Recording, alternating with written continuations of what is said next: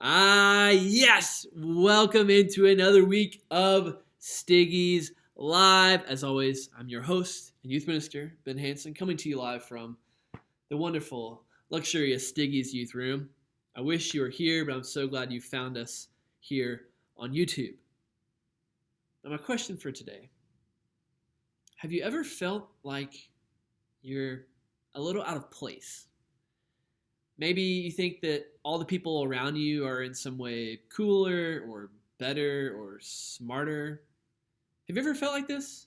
Have you ever felt like you just don't really belong in whatever room you're in? Now, I certainly have. Now, pretty much all of middle school and high school, I felt this way every time I showed up for school. In fact, I really just kind of quit trying to connect with people at school just because I felt like this all the time. But nothing tests me in the ways that I feel like I belong more than going to the Basketball Hall of Fame weekend every fall with my grandfather. Because here I am standing next to my grandpa, who's an NBA Hall of Famer, walking around a hotel full of other NBA legends and superstars. And then there's me. I'm there wearing a coat and a tie, and I look all nice and dressed up. But as I'm walking around, it's like, oh, there's Larry Bird. Oh, there's Magic Johnson. Oh, there's Michael Jordan. Oh, there's Charles Barkley. All these really, really famous, big personalities who've done so much in basketball. And they're all there to celebrate some more people getting to the Hall of Fame. And then there's me. Like, what? What am I doing here? I could barely even play basketball in high school for a 3A school in Mississippi. I don't deserve to be here this weekend. But as you keep going around, you're just kind of sitting there eating meals with all these Hall of Famers, all these crazy, exciting people. And I definitely feel very much out of place. I mean, come on, you guys know I'm a little bit taller. I'm 6'2", but I'm like a midget that weekend. Every person I'm taking pictures with is like way up here. And I just feel like this small little kid every time I shake their hand, my hand's like just absorbed inside of it. It's crazy. But one time especially, I can remember feeling really self-conscious about myself. I just met notorious NBA big bad superstar Rick Barry. And he was well into his 50s or 60s at this point. And I'm running on the treadmill in the workout room in the hotel. And as I'm running, I'm actually listening to the new Taylor Swift album that had just come out. And as I'm running, I'm like, oh, this song's pretty cool. It's pretty good or whatnot. In walks Rick Barry, who I just talked to an hour ago, and he's like, hey, Ben, what's up? And I'm immediately like scrambling, like, oh my gosh, I'm listening to Taylor Swift. Like, what? Like, I'm freaking out here. Like, obviously, I'm a phony. I don't belong here. If he knew that I was listening to Taylor Swift, he'd be like, who is this kid? What in the world is going on? Have you ever just felt a little out of place in the room that you're in? Especially, have you ever felt out of place in a room just because you're a Christian and the people around you don't share the same faith or maybe don't even respect you for it? Do you want to live a grounded, real faith, not shaken by the people around you? A faith that plays in whatever room that you walk into? Well, welcome to our new normal. Living out faith in a culture in North Texas that doesn't see Jesus as the best answer. And it's our culture today, and we're right in the middle of it. And that's what we're going to talk about with our book for the next few weeks. And it's what David Kinnaman talks about in this book. It's living out faith for exiles in a world that he calls digital Babylon. So, hold on, time out. For a few things to define here really quick. First off, what is an exile? It's a weird word. Second, what is digital Babylon? Okay, an exile is a person that's currently living in a place that's not truly their home, right? So the book of Daniel gets taken out of home in Jerusalem and taken to this place, Babylon, that becomes his new home. But the whole time he's there, he's like, I'm not from here. I don't live here. It doesn't really feel like home. An exile is a person who's living in a place that really isn't their home. And in a lot of ways, we're exiles. Now, 2 is digital Babylon. And it's a term that Kinnaman uses in his book. And I'll tell you what it is right now. Digital Babylon is this place that Kinnaman says we're living in. Babylon is, once again, where Daniel was taken as an exile. And it's not home. And it's this really fast-paced culture. It's diverse. It's just very different. But digital Babylon is our current culture. And this current culture we live in is super accelerated and very, very complex. By accelerated, I just mean that everything moves faster. Information, the pace of life, trends move faster. Technology just seems to make everything easier and everything move at a super, super high pace. And by complex, I mean that, well, everyday life just feels more and more complicated and uncertain. It's always hard to know exactly what's going to happen. And it's really hard to know how our friends are going to respond to what we do and who's going to be upset by whatever we decide to do day to day or whatever we post online. Who's going to be upset? Who's going to like it? We have no idea because this culture is just so complex. But there's three things that are starting to shape this current generation more than anything else.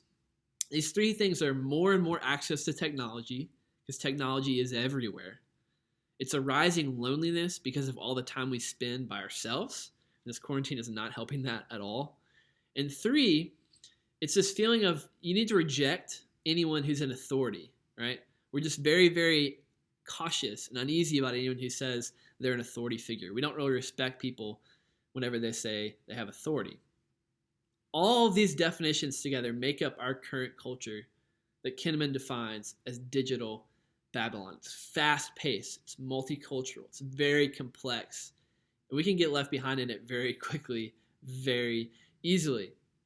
So how are we living as exiles, knowing we don't fully belong, in a new culture of digital Babylon? Because here's the thing, this is our life. This is where we live. So let's make it a good life.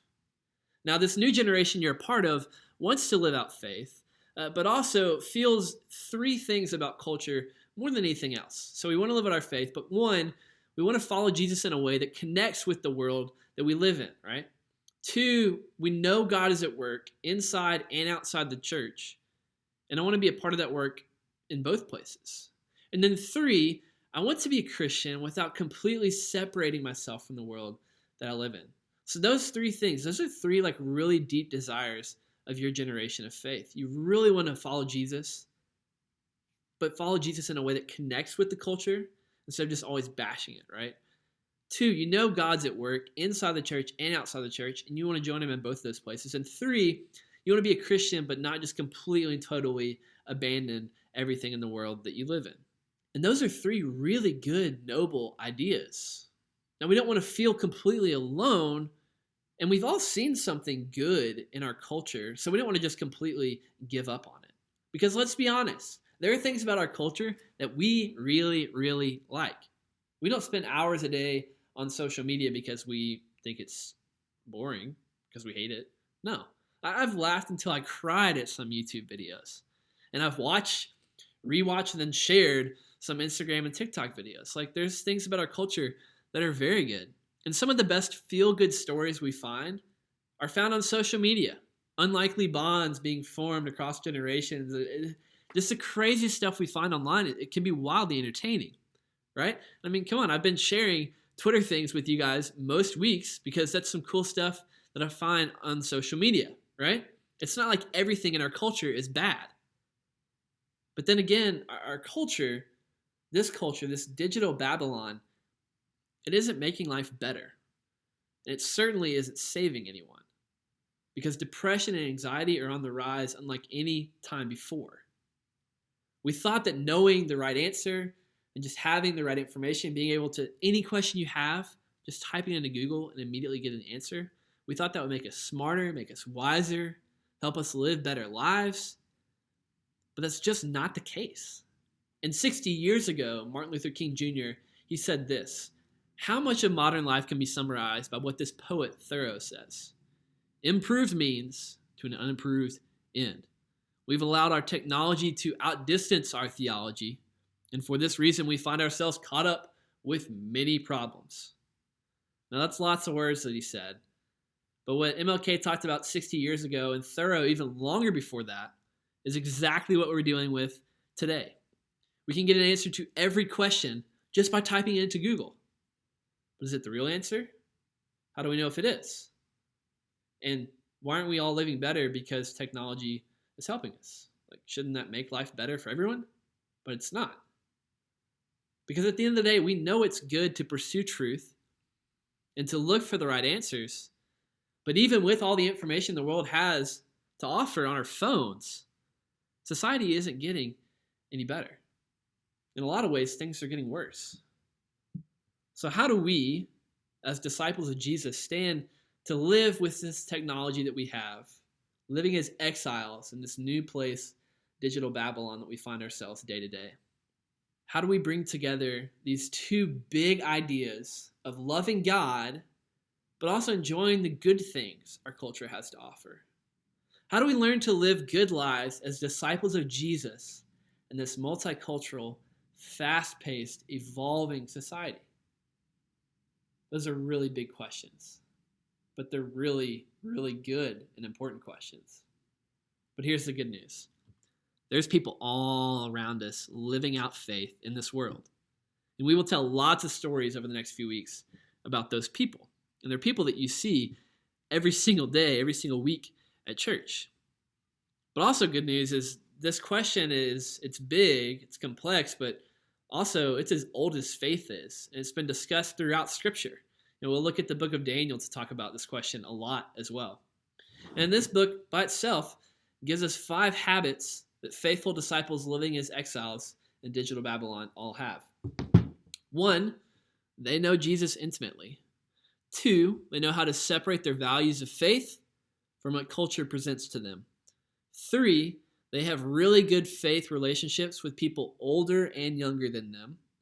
4, they do their schoolwork and they train for their job so that their faith will be the thing that ends up shining through the most. And then 5, they reject being prideful, thinking they're better than everyone. They just commit to serving the people around them. Those 5 things, those 5 habits are what people who really, really, really learn to live as good disciples of Jesus while living in this digital Babylon era, those 5 things are what they do. That's what they hang their hat on. And that's how they live this great, great life, not being disconnected from culture, learning to lean in, to live in the good parts of it, but also be grounded in their faith and not be shaken by anything the world has to offer. You know, Peter himself worked in this massive metropolis city, like the original New York City of Rome. And during this time, Peter, he had to learn how to live out his new faith in a very fast-paced society and culture that constantly asked him questions and questions and questions and just didn't look at his faith as the best option. And so Peter, he talks about this tension as he wrote to the church in 1 Peter 1, 6-7. He says, "So be truly glad," right?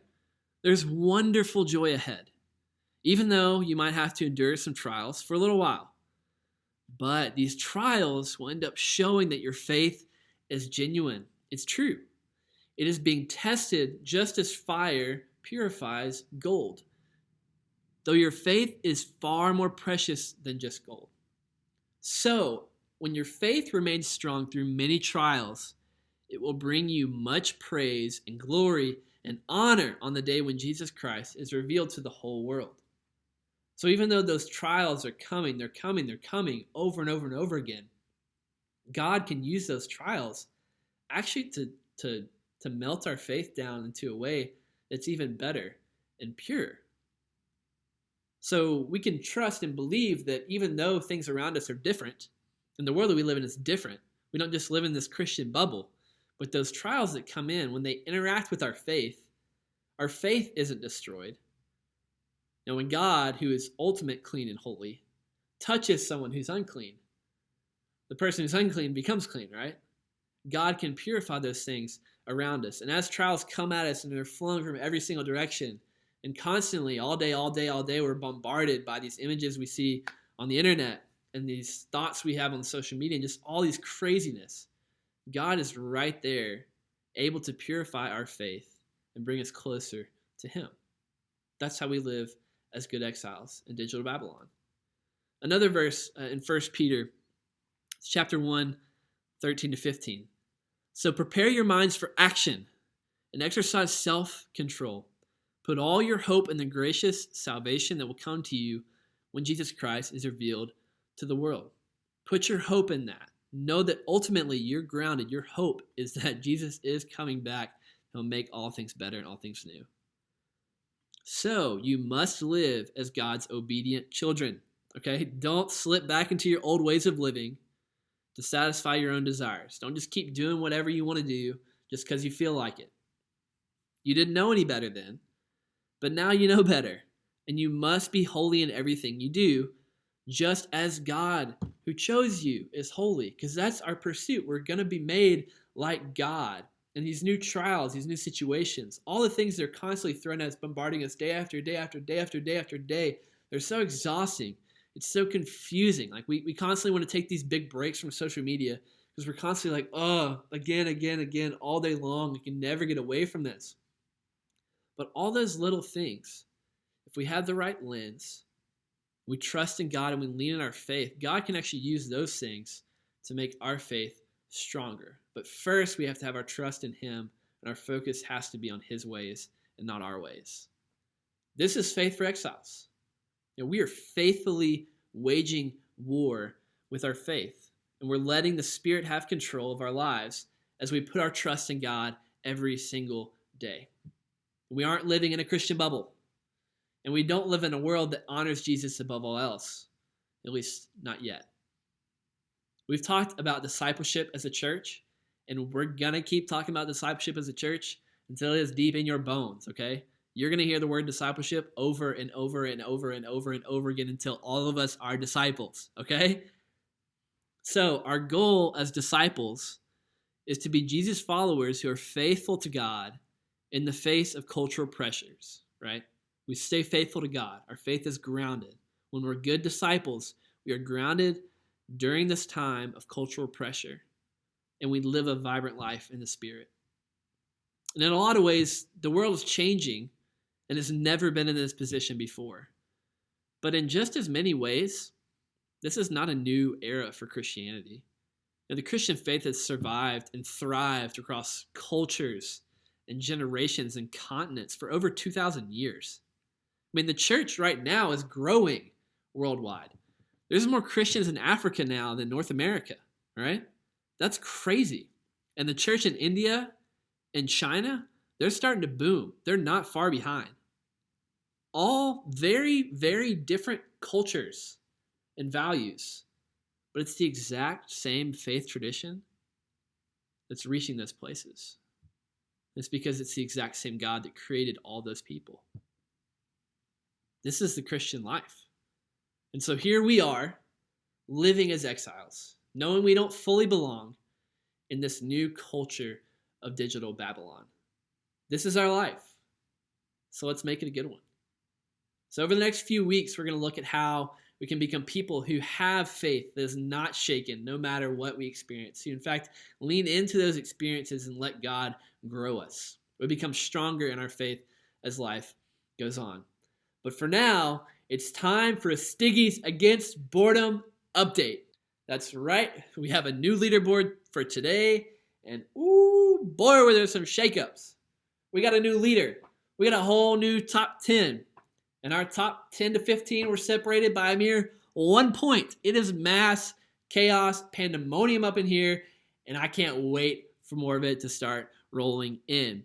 Week 3 is up next. The final week. We will have a winner, not this time next week, but a week from Monday. Our winner will be crowned. Our second place will also be given a participant ribbon. And our top 3 to 10 will all be put in a drawing to win even more money. It's money time, all right? This next week is money week. So as the challenges continue to go on, y'all continue to submit them, and we'll keep having a good time fighting against boredom together as a youth group. So remember, challenges for week 2 are due tonight at 8 p.m. So do not miss those things. If you haven't put on more than 25 t-shirts, go ahead and get it done. Remember, help your parents fold the t-shirts after you get done, of course. But that you should know that. Clearly, this was a fantastic week for shirts. A lot of old shirts got used. This was great. In fact, for the Internet has turned to a family affair. Everybody's got 50 t-shirts on. John Reed has 1 million t-shirts on. But currently, Sam has our record with 52 shirts. Wow. Also, the Trick Shot Challenge. Get those videos in. Get the Slurping the Noodles Challenge in as well. Also, see if you can eat 7 saltine crackers in a minute. It's a pretty tough challenge. You guys thought it would be easy. but it's a pretty good challenge. Get those videos in. We want to see them. We love to see them. We can't wait to enjoy them. But participate, because at the end of the day, you're going to win some cash prizes.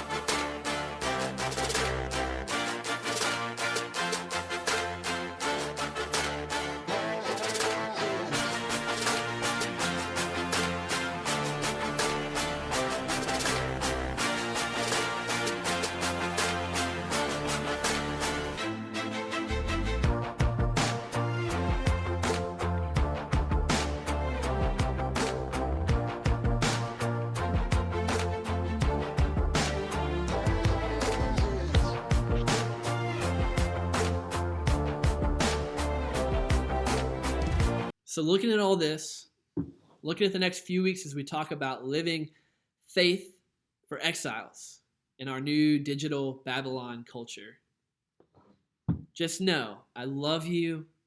I miss you so much. And we're going to make it through this. And at the end of the day, we're going to be better.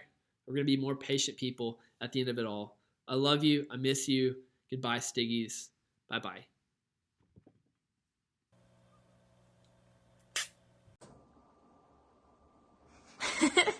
You're almost there. You're way past 5 seconds now.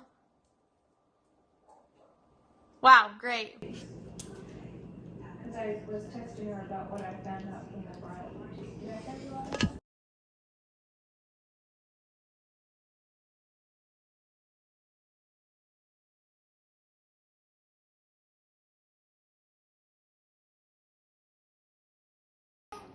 You got swallow it all. You got 8, 6, 5, 4, 3, 2, 1. Okay, my turn. Attempt number 2 down the drain. Wah, wah, wah, wah.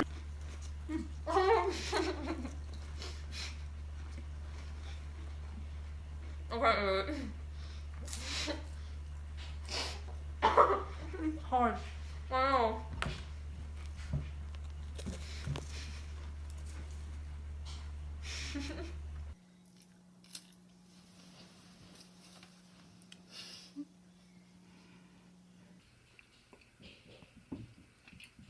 Well, it took me a minute to eat 3 crackers, so.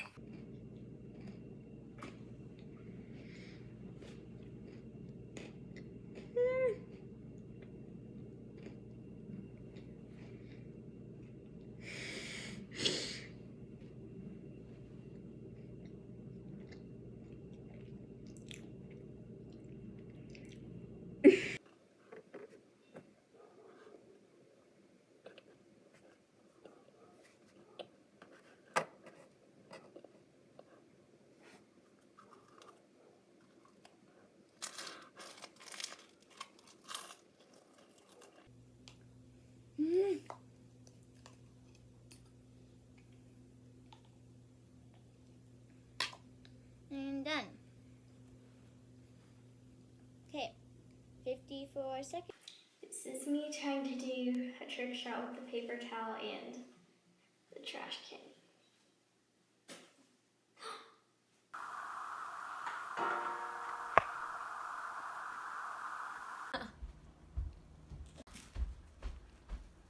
So today I'm here with Molly Page Housley, and she has cooked up for me a delicious treat. You can see we have some leftover Easter eggs that were turned into deviled eggs, a couple pickles, some cottage cheese, and some barbecue sauce.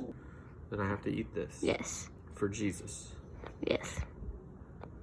And Ben said that? If you want me to go to camp for free. How does it taste? It's not bad. I can't believe you just ate that. It's all things that I like. It's really salty. That's so That's probably the disgusting. pickle. Okay, that's all you have to eat. What if I want to eat more? No. Oh my gosh. Okay. You're wasting good food.